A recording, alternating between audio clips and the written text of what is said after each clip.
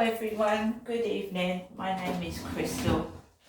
I've just got Godzilla on the television at the moment.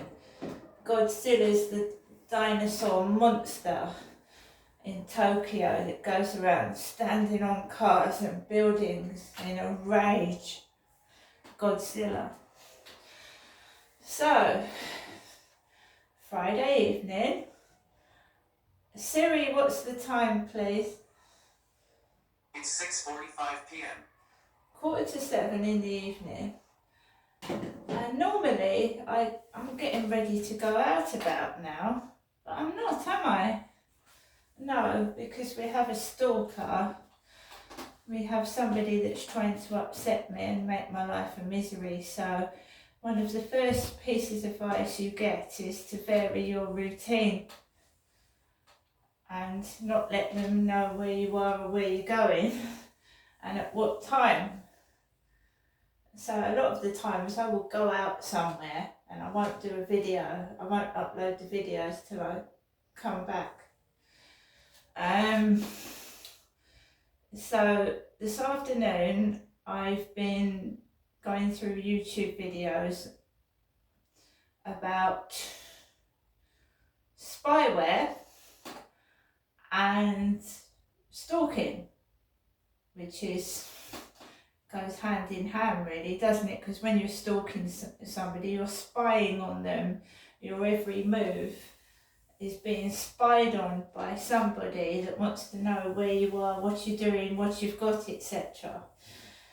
So I looked up spyware, and this guy was telling you how small the cameras can be, as small as a pinhead, and that somebody had found a camera in a child's toy, a Winnie the Pooh soft toy, so, and in a clock, an ordinary clock, and of course smoke alarms. Smoke alarms because it's easy, I would think it would be easy to fool somebody to believing that a flashing light is a smoke alarm light or a carbon monoxide light when it's actually a camera flashing and watching what somebody's doing. And if you go online, you can actually see what people can see through these spy cameras, and it's frightening. Obviously they're watching you undress and personal conversations and everything like that, but it's not madness. You can also get a bug detector device. So it's not madness. You go online and it's everywhere. People are spying in Airbnbs, they're spying in motels, using cameras, watching people go to the toilet, doing their personal business. It does go on. So that gives me some relief, because you think you're going mad. You do, thinking someone's listening to everything you're saying, but it actually does happen, and it's frightening how tiny these devices are and what they can actually be hidden in. And air fresheners is another popular choice, to stick a bug into an air freshener. And that goes in a bathroom, doesn't it? It can go in a bathroom, it can go in a kitchen, a bedroom even. So I was watching that, and then I've been watching for about an hour and a half a woman doing a webinar on stalking and what forms it takes. So I've been listening to that for half an hour, and I personally have been being quiet. I've not spoken out loud. I've not talked to anyone on the phone. And then about 10 minutes before I usually go out, my mother rings. So she rings at least 3 times a day, and she's left a message. Now he's got his kids upstairs and I didn't answer the phone because I don't want a load of noise.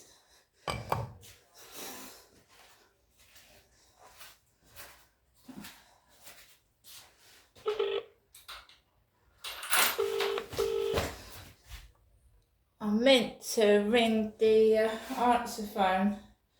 Oh dear.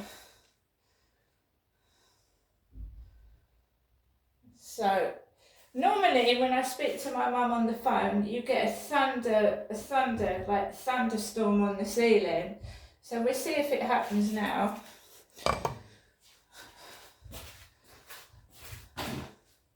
Welcome to your EE voicemail. You have 2 new messages and 25 saved messages. First new message. Received today at 1:34 p.m. Good afternoon, Jeanette. It's me, your mother, Jennifer, speaking to you from my landline phone.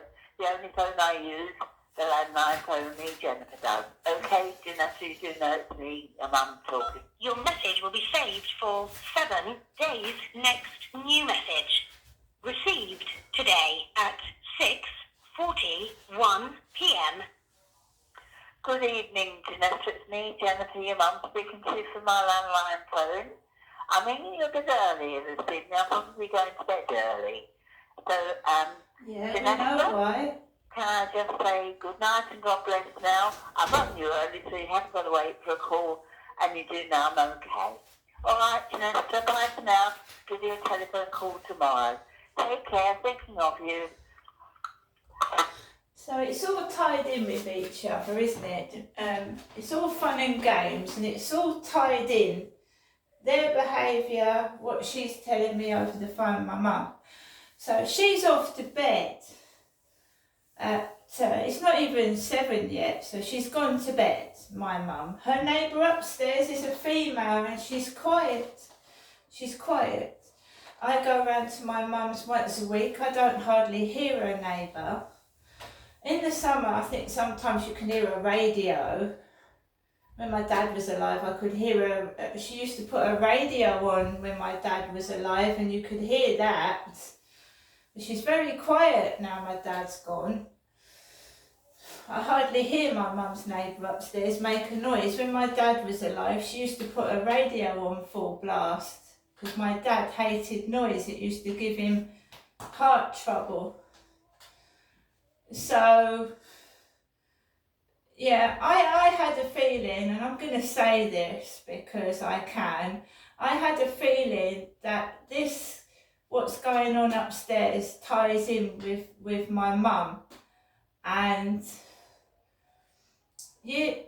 before my dad died, the guy upstairs used to park his car outside my bedroom window with what looked like my dad's plastic box that he kept money in.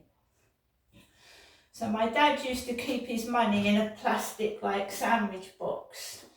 And I didn't see my dad for 2 or 3 months before he passed away. And this guy upstairs was parking his car outside my window, and in the passenger seat would be what looked like my dad's money box. I believe this harassment is all tied in. I do believe that my mother is punishing me for something I haven't done. And I've thought that since I've come down in 2008. I can't prove it. All I can do is vlog my everyday life and say what goes on. But if I have a conversation in this flat, it sounds like thunder is hitting the ceiling. Now, I haven't gone out yet. So she called me early. Me.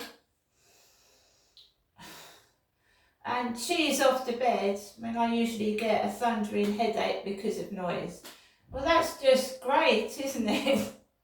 That's wonderful. But I don't go to bed till gone 12 midnight anyway in this. I don't. So they ain't waking me up because I'm up already and I'm watching the telly. I've got Godzilla on. I've been watching YouTube videos about people stalking, and family members can stalk you. It's usually an ex-partner or ex-partner boyfriend or a husband, because husbands can commit crimes against wives and vice versa. It's usually an ex-partner. But how many times is my mother ringing me every day? Early. Why? I believe that what's going on up there tied up with how my mother's behaving. I don't know if she knows him. I know before my dad died, he bought 2 cars. He bought the Toyota Starlet off of somebody off of eBay, and he bought a black car as well. And he was behaving very, very funny. And my dad was a big, strong man, and he towards the end of his life, there was something funny going on. And why does she have to keep saying, "This is me, Jennifer, your mother speaking"? I don't know, shouldn't I know what my mother sounds like? What is all that performance? I only have one phone. So what? Why is it necessary? If you're talking to a relative on the phone, right, you want to have a conversation. You don't want to get a lecture. "Oh, this is me, your mother, Jennifer speaking, but no, I've only got one phone." Why is she speaking in an odd manner? That's not right, is it? That's not normal behaviour. I mean, you pick up the phone and you go to someone, "Hello, so-and-so, how are you?" And they know who you are by your voice. So why is she saying, "Hello, it's me, your mother, Jennifer. I've only got one phone, the landline phone, and it's me, your mother, Jennifer, ringing from my phone"? Why is she acting like that? That's acting, that's not real. She can't really be like that, surely. It was worse when I came down in 2008. She was answering the phone, her whole name, the whole address, and she gave out the telephone number. So before someone could get a word in edgeways, she would answer the phone. "Hello, this is da da da da da. I live at da da da da da da da da da da, and the time and date is da da da da da da." And the person's thinking, "What the fuck is this? Is this an automated message? Am I speaking to a tape machine? I mean, really?"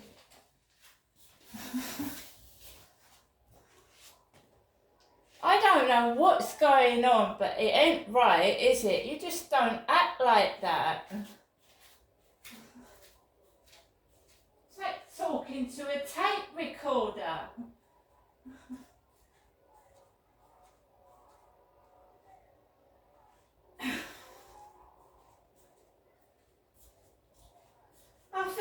I feel like I'm in prison. Honestly, guys, I feel like I'm in prison. My mother's put me in this prison, and I get let out to walk the dog. Because when I go out into a shop, the phone rings. When I go down the street, the phone rings. When I want to speak to somebody, the phone bloody rings, and it's my mother. And do you know that when my dad was alive, he had a small electric type car, and me and my dad had a private conversation in that car. And then when I got home with my dad, and my mum used to sulk, she used to sulk and get upset, she would repeat word for word what me and my dad said in the car. In the car!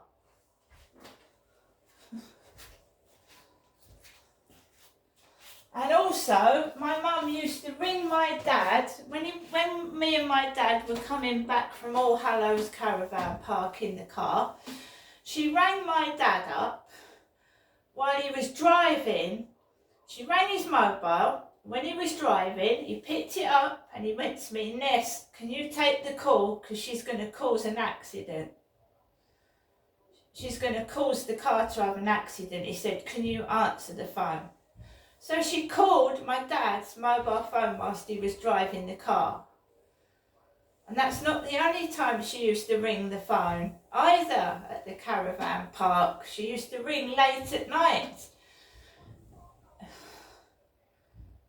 She knew my dad was taking me to the holiday park, and I was sleeping in the side bedroom, and my dad had the double bedroom to himself.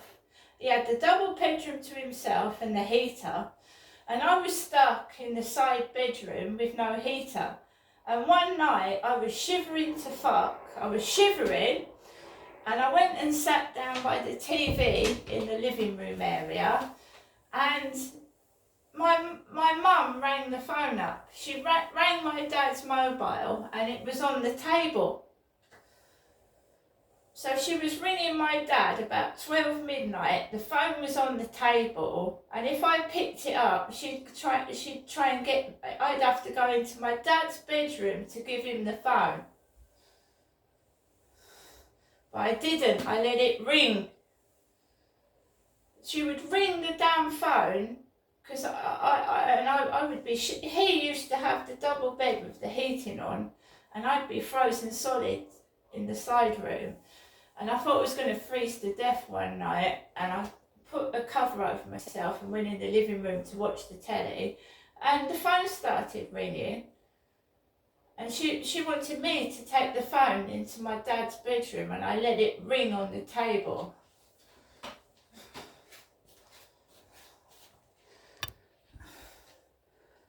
I'm wondering if that woman is my mother, because she certainly doesn't treat me like a daughter. So guys, I take things easy now. I go out when I want to go out, and I do what I want to do. And at times I leave that phone in the flat, and it can ring all it fucking likes. Because if she cared about me, she wouldn't have let me go to the caravan park with my dad, would she? If she'd cared, she would have come with me. And she never did. She's just trying to make herself appear to be a good mother. That's what stalkers do. They blame the victim and try and make themselves look good. I've just learnt that from a webinar on YouTube, that a stalker's tactics is to try and make you look the criminal when they're the criminal. And they also spread vicious rumours, stalk on your social media. Like someone put con artist on my social media last week, and it does make the victim afraid to go to work. And when you do go to work, they ring the phone up and start causing trouble at your workplace as well. And I used to get that. As well. Anyway, I'm gonna go now, guys, and I'll see you later.